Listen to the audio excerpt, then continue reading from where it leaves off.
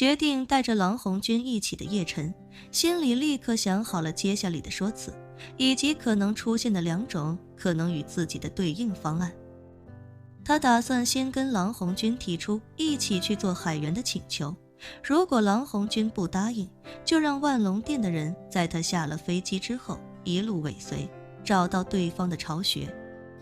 如果郎红军答应，接下来就看到时候梅玉珍的接头人是否答应，如果接头人也答应，那自己就可以顺利地跟着郎红军一起打进对方内部。但如果对方不答应，那就还是用第一个方案，把郎红军当成鱼饵，悄悄尾随。于是他故作临时起意的样子，对郎红军说道：老哥，反正我到墨西哥也没事可做，要不你也介绍介绍，我跟你一块去做海员得了。郎红军也觉得叶晨这个年轻人挺聊得来，于是便爽快地说道：行啊，不过我说的可不算，等下了飞机见到那边接机的人之后，我问问他们还招不招人，要是招人，你就跟着一起过去。行，叶晨笑了笑，说道：谢谢老哥。郎红军摆摆手，不用客气。对了，老弟怎么称呼？叶晨，你呢老哥？郎红军。很快，飞机顺利着陆，在滑行阶段，叶晨取消手机的飞行模式，给万破军发了一条信息，信息只有8个字：计划有变，见机行事。随后待飞机停稳，他便与郎红军一起带着行李走下飞机。排队往海关走的时候，叶晨问郎红军：老哥，待会儿是有人来接你，还是得你自己过去？有人来接，郎红军说：我妈那个朋友之前告诉我，这里距离恩塞那达港还有差不多也100公里，人生地不熟的，自己过去还挺费劲，所以他让那边航运公司派了个车过来接机。说着，郎红军又道：待会碰面了之后，我就问问他还招不招人，要是还招人的话，咱哥俩就一起跟他的车走。行啊，叶晨笑着说道，那一会儿就拜托你多说好话了，老哥。郎红军忙道：别客气别客气，不过就是举手之劳，而且我本身也没什么能耐，行不行的也不是我说了算，还得看人家。随后两人拿着各自的护照通过海关，因为两人都没托运行李，所以一出海关，两人便直奔机场出口。此时机场出口处不少人举着姓名牌接机，其中绝大多数的姓名牌上写的都是英文或者西班牙文，所以中文的姓名牌在这里非常好找。很快郎红军便看到了一名年轻华裔男性举着写了自己名字的牌子，于是连忙对叶晨说道：在那儿呢，快走。说着两人一路小跑过去，来到对方跟前，郎红军便冲着对方挥手笑道：您好，我就是郎红军。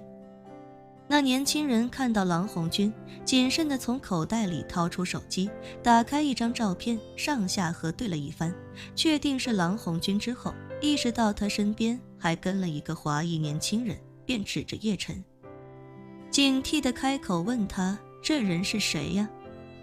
跟你一起的吗？郎红军陪着笑说道：这位小兄弟名叫叶晨，他是我在飞机上认识的同胞，我俩座位挨着，他在国内欠了些钱，还不上跑路了，来墨西哥也不知道做什么，听说我来当海员，他也想试一试，就是不知道咱们这边还招不招人了。一旁的叶晨赶紧说道：我这人能吃苦，任劳任怨，再苦再累的活我都能干。那年轻人不禁皱起眉头，随后开口道：你等我一下，我给领导打个电话问一问。说完他拿着手机走出很远，在确定四下没人之后，才掏出手机打了一个电话。电话一通，另一端便传来一个男人的声音问道：接到人了吗？接到了，年轻人恭敬地说道：那个姓郎的刚下飞机。对方又问：核对身份信息了吗？跟梅玉珍的资料符合吗？